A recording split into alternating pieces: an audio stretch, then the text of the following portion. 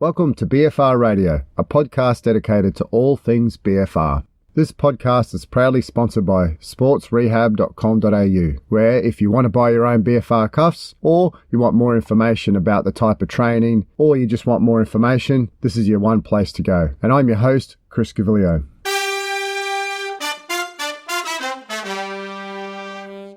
Hi everyone and welcome back to BFR Radio. I truly hope you've been enjoying this podcast. I really tried to introduce you to a diverse amount of topics around the role of BFR, such as bone, tendon, pain, and so forth. There's one paper here called Low Intensity Sprint Training with BFR Improves the 100-meter dash by a group out of Germany. I work as a strength and conditioning coach in the sport of track and field, and I do work with a couple of sprinters, so therefore this paper really drew my eye. As we all know, we're trying to find ways to be able to improve speed, and potentially saw this as maybe a methodology to add to the toolbox for athletes out there who may be a sprinter. What this study initially introduced was that, as we all know, that running speed is an essential component of most sports. Although numerous aspects of sprint training have already been investigated, little is known about the lowest possible training intensity needed to achieve improvements in sprint performance. And this is always something that I think most coaches are trying to achieve, is what's the lowest minimal threshold of training intensity that we need to apply to be able to improve an athlete, especially in high-speed athletes, that there's potential for injury risks such as hamstrings with maximal sprint exercises, and therefore reduction in training intensity while retaining effective stimulus may have great practical interest. The early recruitment of fast-twitch fibers under restricted conditions may be beneficial for sprint performance, as rapidly contracting and relaxing fibers are crucial for achieving high movement velocities. For example, one study by Cook et al. Reported that the 40-meter sprint time in elite rugby players improved to a larger extent after BFR resistance training when compared with unrestricted resistance training at 70% of 1RM. Despite these promising effects of BFR on sprint performance, there's been no research to date has examined the effects of BFR when applied during sprint training. Therefore, this study aims to contribute to this growing area of research by exploring the question of whether a 6-week low-intensity sprint training program with practical BFR positively affects the 100-meter sprint running performance, maximal isometric force, rate of force development, RFD, and muscle thickness of selected muscles. They also measured the acute systemic endocrine response after the first of 12 sprint training sessions.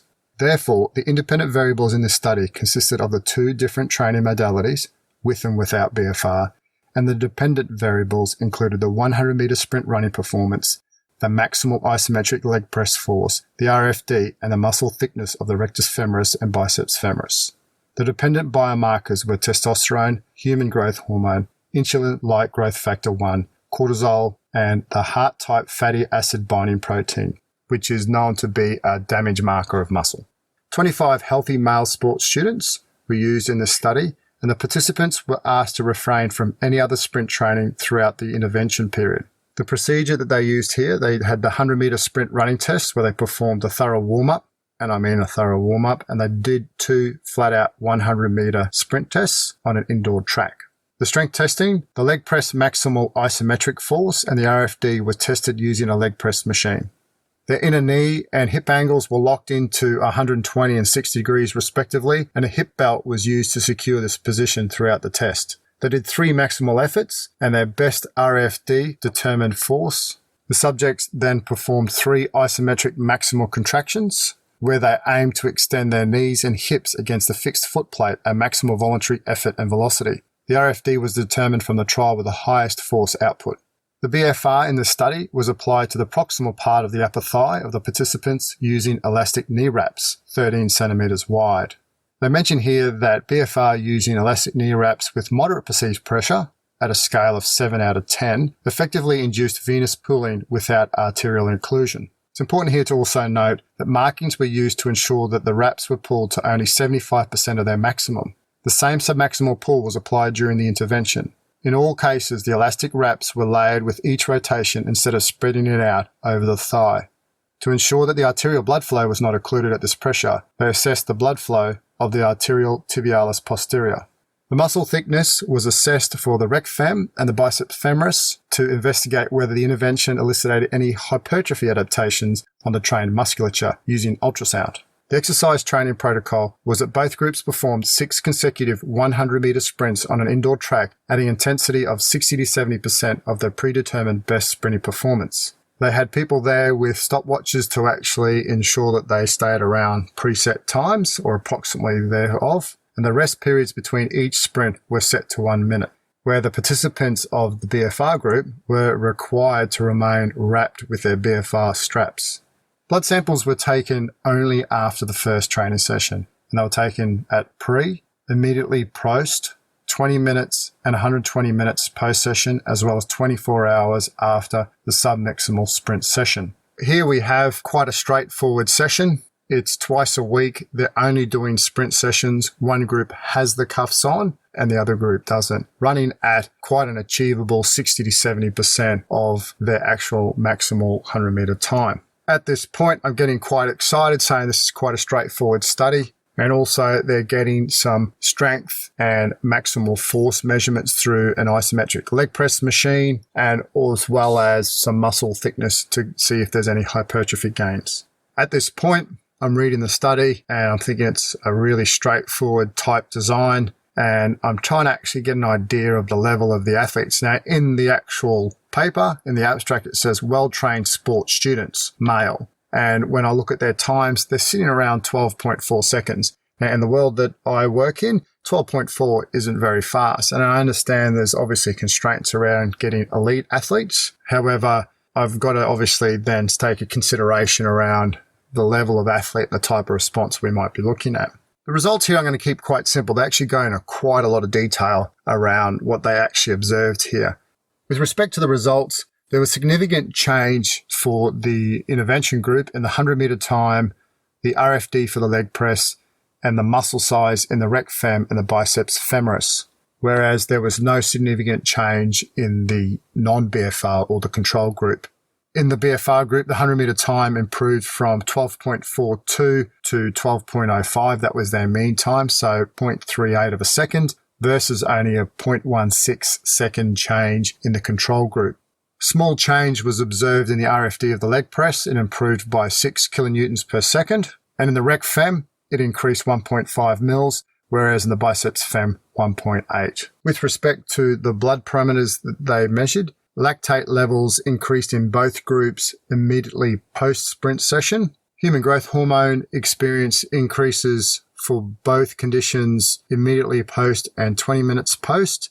However, there was no concurrent increase in IGF-1 concentrations post-sessions at any value. The testosterone concentrations increased significantly from pre to immediately post, and so did cortisol levels. The results also revealed a significant group-by-time interaction for the muscle damage marker of FABP, and that was across all time points. The increase in the muscle thickness of the rec fem in particular significantly increased in the BFR group, which indicated that the applied cuff increased the anabolic stimulus in the blood flow restricted muscles, which is actually known in previous reviews and articles that we've done before.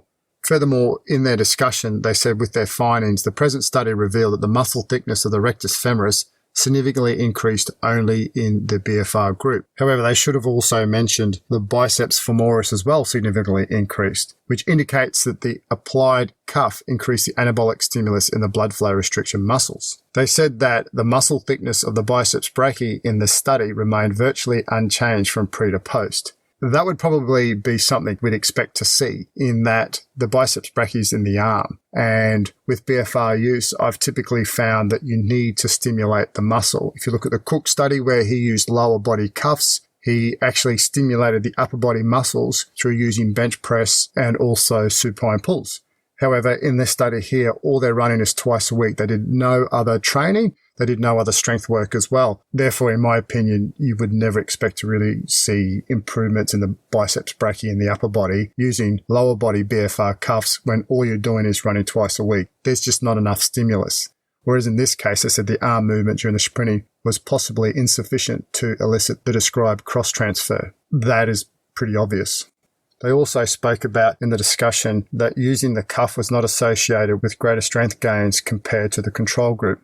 Again, you're probably in that mid-range of athletes where you need to be actually stimulating a little bit more in a movement that might actually elicit strength gains. In the discussion, they spoke about slow treadmill walking protocols as an effective training stimulus to elicit strength gains. However, when you probably look at the subjects, no doubt they're in between the two. You might have an untrained group of people. Of course, you're going to get stronger. You have they say well-trained in this group. However, you would probably need to have more stimulus in the lower body to actually get some sort of strength gain.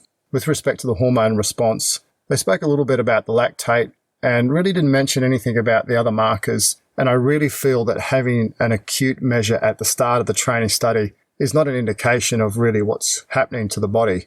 I think with taking hormones, there's obviously a cost to this, and I appreciate that. However, I would imagine that the response of the athletes at the end of the session potentially could have been a little bit different than at the start. And you may have had chronic accumulation increase in hormone concentrations in the BFR group. And that would have been really fantastic to see. So my opinion there, I think they've had a really missed opportunity with not taking a post-blood sample. However, once again, really respective of the group and the study that they did. And there's obviously complexities and stories around to why they may not have taken a post-blood sample. Specifically speaking, with respect to testosterone, in the present study, the increase didn't differ between the two groups, but rather dropped significantly below baseline after 2 hours. And cortisol was significantly increased at post and significantly dropped 24 hours after the intervention. Part of this could also be that it was that initial first session and that a longitudinal study of these hormones may have actually displayed something a little bit different. And also you've got to realize that hormonal profiles or responses to a session are really individual and they're specific to the actual athlete themselves. Therefore, if you wanted a longer lasting rise in testosterone, for example, you may have actually had to change the stimulus. And this actually could have come back to the BFR stimulus themselves. They used an elastic strap, although they used an RP of 7 out of 10 and they used a measurement there. What actual pressure is that? And was that enough to actually elicit the response that they needed? And they also mentioned the strap stretched over 6 weeks. Therefore, did the pressure or the stimulus decrease over the 6 weeks? And in some studies, they actually increased the stimulus or the pressure applied over the course of the study because the athletes would actually get used to the stimulus or the stress applied to the body through the use of the cuffs. It's also interesting that there was no strength training, and I've got to understand that they wanted to control this. I think there would have been huge gains in performance if they would have actually performed some form of strength training through this period. That's more me just from a practical point of view, as opposed to a pure academic type paper, as in this case. However, I think there's something here with respect to certain groups of athletes out there when you're going through certain periods of time in your training program, typically earlier in the season, as some form of different stimulus or change up to the athletes. This may actually play a part in your training program. Like most things, I actually gone out and tried this myself, and you've actually got to have the right type of cuffs. And in this case of this study, they used elastic knee wraps. The cuffs that I actually use has a removable pump and they've got a thin enough profile that you can actually run with them. And with my bad right knee, I actually find I can jog really well and I have no pain post. Therefore, I'm now thinking about football type athletes who may have degenerative type knees where in the middle of the week where they need to get some form of running load. Does this now form a part of their low load training, which has a greater specificity to the actual response to training loadings? Earlier, we talked about bone responses and so forth and actual tissue responses. So you still get the same tissue response by 100% of body weight, as opposed to going into unloaded type ultra G situations where in some cases actually decreasing body weight may change your foot strike patterns and could therefore potentially lead to other type issues around the foot, Achilles and ankle. Something for consideration there.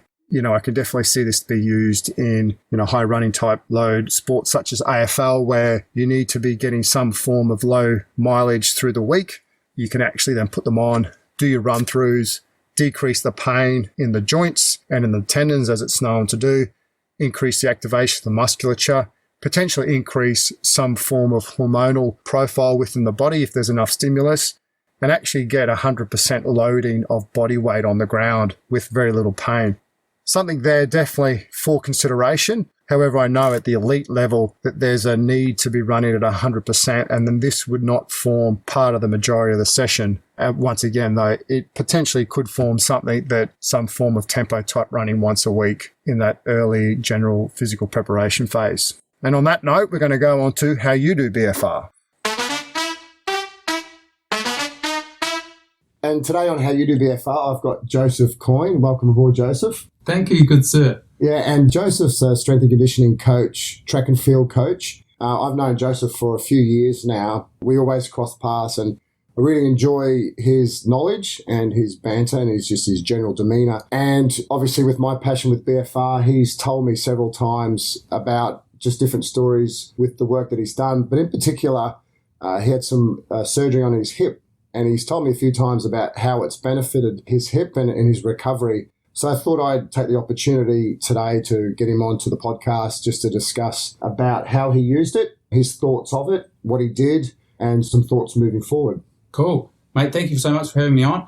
I guess to start with my journey with blood flow restrictions, I had a guy that was working for me, now works for the Lions, Brisbane Lions, Selwyn Griffith. I'd seen some occlusion cuff before, but then Selwyn had said, look, I've got these occlusion cuffs. We had a little run with them. I was like, cool, I'm going to get some. So I gave Chris a call, ordered some. Around that time, I was having a lot of trouble with my hip. Whether it was a genetic thing, both sides of my family have had full hip replacements, or an environmental thing. I played football and was probably notoriously weak through my hips and inflexible through my hips relative to my size. But for whatever reason, I had a bad hip, a lot of arthritis. I went and had an arthroscope in 2013. It didn't do much, the surgery, unfortunately, and I ended up having a hip resurface in 2016, so I have a metal prosthesis in my left hip. I beep every time I go through airport security, so I'm very used to getting patted down going through airport security. But in between that time, especially after that first arthroscope surgery, I decided I'd use blood flow restriction a lot to try and help my rehabilitation. I use it in a couple of different ways. When any surgery you have, you'll normally have a physiotherapist in hospital come over to you and give you some exercises, little bodyweight exercises that you can do, things like heel slides, even quad contractions, things to stop any pooling of the blood or swelling, or to help that swelling move through.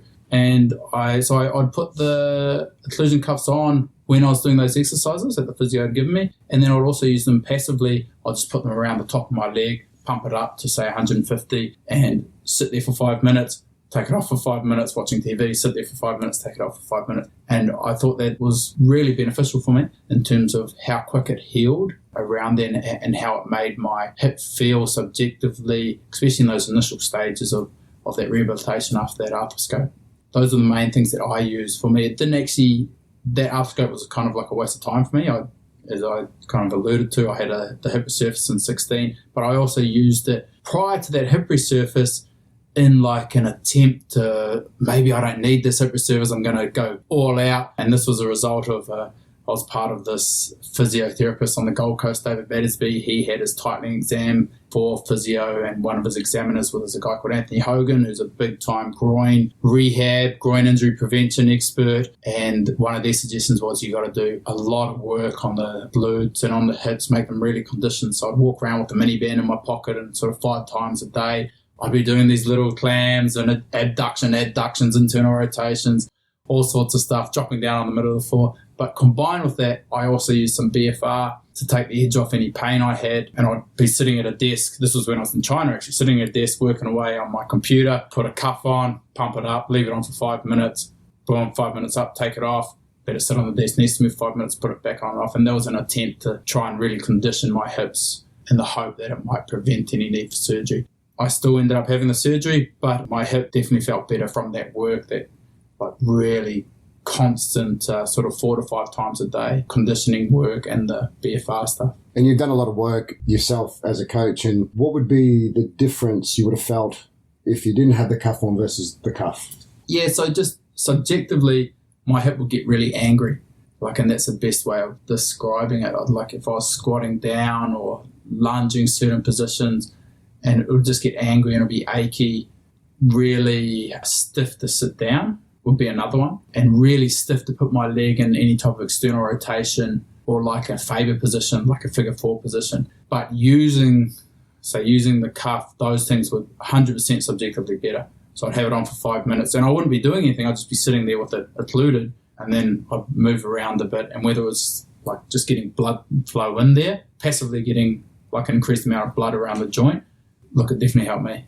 Or have those symptoms. And there's a lot of evidence around passive BFR post-ACL injury in terms of attenuating muscle loss. You'll still lose muscle, However, there's some definite evidence around knees, and I think there's a lot of ACL research out there, so it's nice that you can actually draw a lot of information from other research to say, well, there is something potentially going to happen there. And I think just decreasing pain is a great thing, because then you're able to actually perform the exercises. 100%.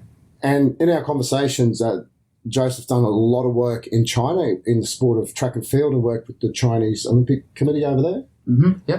So do you want to tell a little bit about that? Because that's a really cool story in itself.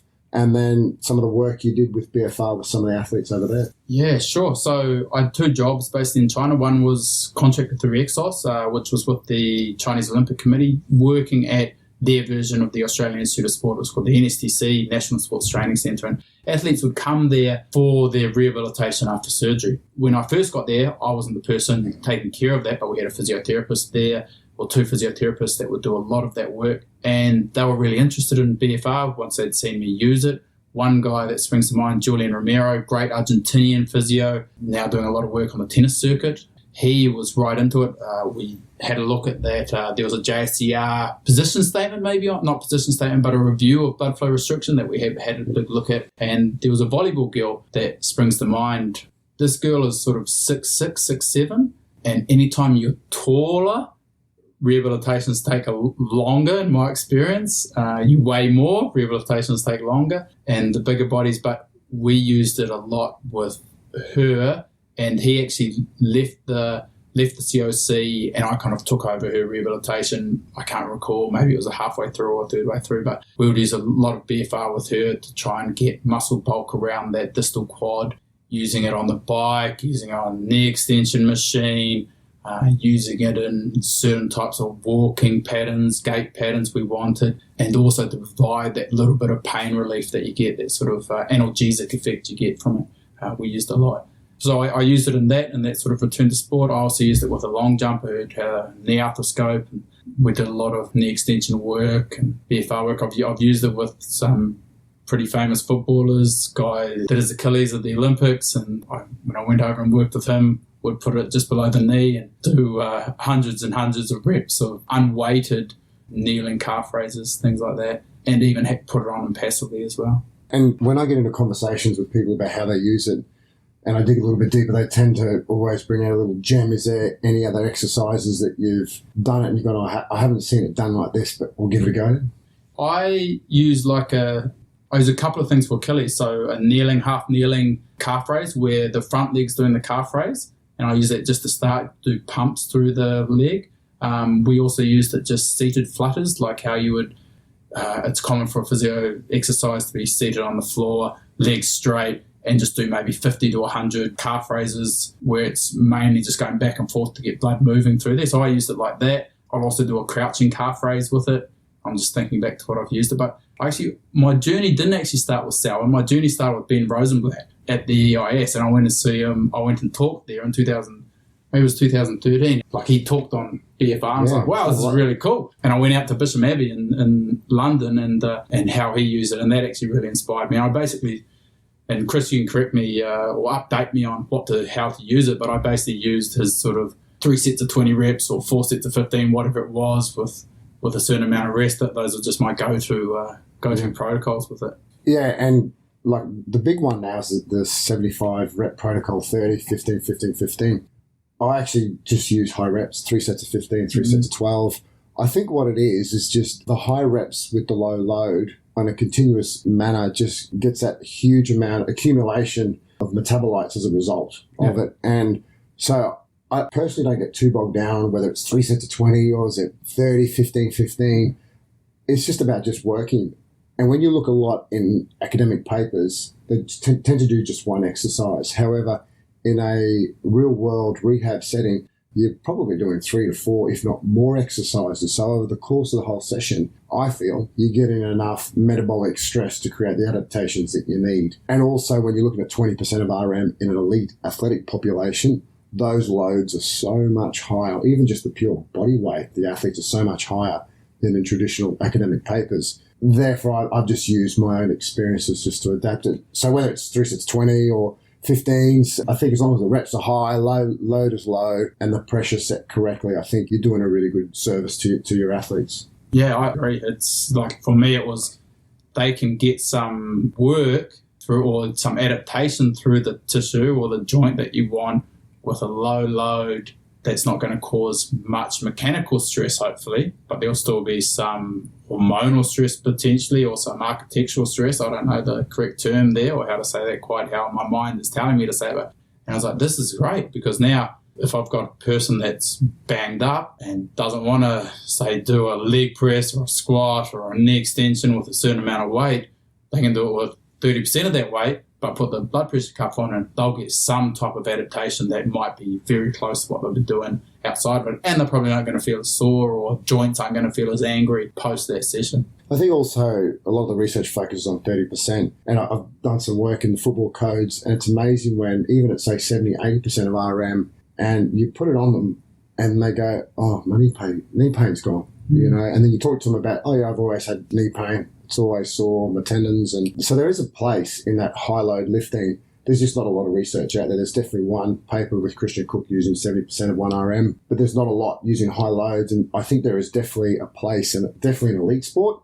And I think it has an important place in, say, a football or a contact-based sport where you're pretty banged up. You still need to lift a high load to maintain some form of performance enhancement of the muscle architecture, but you want to decrease pain. And it's not bad if you can knock off 10% of loading through your spine, especially like, say, in rugby union where you're packing a lot of scrums. That axial compression and loading from a game is really high, and then if you're then compounding that with the training through the week, you know, if you can decrease that stress a little bit while still maintaining performance, I think there's something there. Definitely do. It's interesting you bring up axial loading. It's one of the biggest things I take as like if I sit with a track and field hat on, and say with squats is one of the biggest things I try and do leading into competition, is decrease the axial loading to the point where I'm very big on athletes wearing belts throughout the season just to prevent disc shrinkage as much as possible, but then also making sure that axial loading, because if the nervous system runs through our spine, if there's anything interfering with the nervous system messages to the tissue and the intermuscular coordination, which technically if you have too much axial loading that may happen. I want to reduce that as much as possible leading into competition. So using a cuff around that to decrease it as much as possible is a big factor for me as well. Yeah, and in terms of athletic performance, load is still king. And that's one thing I always say to people, this is not an excuse to go, oh, we can now lift light weights, we'll be fine. There's something about having a load, but you're right, you know, if you can decrease it just that little bit, definitely I think it'll leave that little bit more juice in the tank coming into competition. Yeah, and it doesn't mean you're getting rid of a squat or anything like that, but you might just be modifying the exercise or doing a different type of exercise or something like that to make sure. But I was interested, like when I think back about, especially with the long jumper, I used maybe 6 to 8s, like so I'll do some BFR at 6 to 8 with a knee extension, then we'd also do some BFRs with sort of 15 to 20s. And the reason why I did that was I almost felt that the 6 to 8s were probably a bit more beneficial, really subjective, really just me going unscientific at Mr. Coyne and going, I reckon those are doing you better than the 15 to 20s. And maybe it was because he was like a sprinter, fast twitch guy. He would be in all sorts in the 15 to 20s, absolutely all sorts. 6 to 8s, he would be in not so bad a shape, like in the face, moaning and groaning. But it was like his knee was responding to that, getting stronger and stronger and stronger. And I think also minimal dose. You know, we have to think as coaches, we want to give enough to the athlete so that they respond. But if we can get away with doing 6 to 8s, it just makes sense, you know, rather than doing 15s, because that's what research traditionally says, because that's in that rehab setting. It hasn't taken that research as that performance. And this is all N of 1. You know, we're talking high-end, specific modification of training programs for that person. And athlete buy-in is important. You know, if the athlete is going to do it at 6s, that's better because you know you're doing something for them, as opposed to forcing them to do something they're just reluctant to do. Sure. Principle of efficiency. Yeah. Do as least as possible to get as much as possible. It's one of my trademarks, that one. Nice. I like that. There you go. So that's a really good outline. So thank you very much for doing that. And thank you very much for telling us about your story of your own BFR use, but also how you implement it as a practitioner. I know you're very busy at the moment. You've got a few things on the go. Just want to tell us a little bit about what you're doing at the moment? Yeah, so currently I'm doing a PhD. I've got some sort of off-season programs running. If you're interested, it's coynesportsinjuryclinic.com.au. This is for sort of pro footballers in the off-season. Based out of Surfing Australia's HPC at the moment, they come up and do a bit of work, and mainly around speed development and change of direction mechanics, that sort of thing. And doing a little bit of track and field coaching. A couple of sprinters. Hopefully we do well in this upcoming Australian season. Yeah, definitely. And while I've got you here, you've got a couple of other really cool strings to your bow in terms of diet and... Is that right? Yeah. So I'm a ISSN, International Society of Sports Nutrition. I'm accredited sports nutritionist with them. I go around collecting these little qualifications, like I'm a sports scientist with ESA and exercise physiologist with ESA. But yeah, sports nutrition's been a massive interest of mine. Massive interest. I dig all the, I was getting blood tests done every sort of 6 months from 2009 to 2013, and really getting into that sort of thing, looking at IgG, IgA, food sensitivity stuff, looking at stool tests, organic acid tests, really, I guess, inspired by Charles Pollock when he's likened Charles, who recently passed away, sadly, but I likened him to a gateway drug. You go to one of his courses and then you come out with marijuana for people going on to be drug addicts, you know what I mean? It might be the wrong way of saying it in all respect, but you go there and you hear about all this different type of functional medicine, or you hear about this different type of rehabilitation like ART or these other things, and you're like, wow, I need to start looking at this stuff. So that was a really big interest area of mine, is that nutrition. And I've been recently looking at DNA effects and what's going on with DNA and certain... Well, actually, I won't say recently. We did myself and my wife did 23andMe, which is a common DNA test in 2011, and it tells you all sorts of cool stuff. For instance, and some people can be a bit fatalistic about this too. They can be like, I don't want to know what I'm going to die about, but I'm like, I want to know what I've got to prepare for, what's going to help me focus my efforts on. So, for instance, I've got this gene called APOE4 gene, which means I'm about maybe 40% more likely to have a heart attack, but I'm really low cancerous. So I know for me, I need to concentrate on cardiovascular things like whether our offspring will be better off being breastfed versus being on formula. We can kind of tease things like that out. Things like alcohol dehydrogenase gene will tell me whether I'm better off having a few drinks a day, or maybe 1 drink a day or 2 to 3 drinks a week versus not drinking at all. Caffeine genes, how are you going to respond to caffeine? I respond to caffeine terribly. You give me some caffeine and I go anxious and I feel like the world's closing in on me. Really? Yeah, it's going crazy. I'll get nauseous, that sort of thing. So I come from also a teaching background as well. I'm a trained PE teacher, but there's so many books out there, say, for instance, The Talent Code is a book that I'm sure the listeners are familiar with, where it's or even the 10,000 hour rule is a great explanation. Everyone's heard of 10,000 hours rule. You put 10,000 hours into a certain activity, you will be world class at it. That is not true. Categorically untrue. You cannot put 10,000 hours into being a world-class sprinter and be a world-class sprinter if you are not genetically talented. I'd say there's about a 50-50 relationship between environment and your genetics, and I want to learn more about the genetics. But any track and field coach or any PE teacher will tell you some kids are talented at other things and some kids aren't. And those kids that aren't, no matter how hard they try, they may never be talented at that thing. And that's just life. But that's what really got me. I really enjoy that sort of study on genetics right now, and it's part of my interest area for sure. Oh, cool. That's insightful. I really like these side projects that you're doing. And you put some stuff out there on Instagram and Twitter. So where can they find you there? Oh, yeah. So it's just my name, at Joseph Coyne. So JOSEPHCOYNE. Yeah, I put up a little bit of stuff on the old gram and the Twitter. So look, if you're interested, it's mainly about speed and speed development, I guess. A couple of photos of my daughter and my wife and me now and then. But yeah, so if you're interested, jump on and see what it's about. And I've liked some of the hip routines and the hamstring stuff that you've put on there. Mate, hips don't lie, 100%. As Shakira said, hips don't lie. One thing from having these multiple hip surgeries, I wish I'd done more to prepare my hips, not just for strengthening, in terms of conditioning them, but also range of motion, movement fluidity, and a lot of stuff. I was influenced a lot by my work in China and just the physical culture of their elderly. Go down to a local park and there'll be an 80-year-old doing the splits on a park bench, facing into the park bench, sitting on top of the sort of handrails doing the splits. And then you're like, wow, if they can move like that at that age, maybe they have slightly different hip anthrokinematics, whatever, but I'm going to do my best to move like that. And so the philosophy is you want to be like bamboo, bend but not break. Yeah, so definitely check out the videos. I know they're on Instagram. I've definitely taken a lot from those videos and actually given it to some of the athletes that I work with as well. And they enjoy it. It's like everything. We take something from someone else, and it's a cool thing about the industry. So thank you very much, Joseph, for your time. Really appreciate it. Mate, appreciate it. Thank you. And that's all today for this episode of BFR Radio. I hope you enjoyed it. If you want to take part in the podcast, please contact me through my website or on social media channels at Chris Gavilio. For more information and to order a set of your own BFR cuffs, please visit my website at sportsrehab.com.au. Thanks for listening and keep the pump.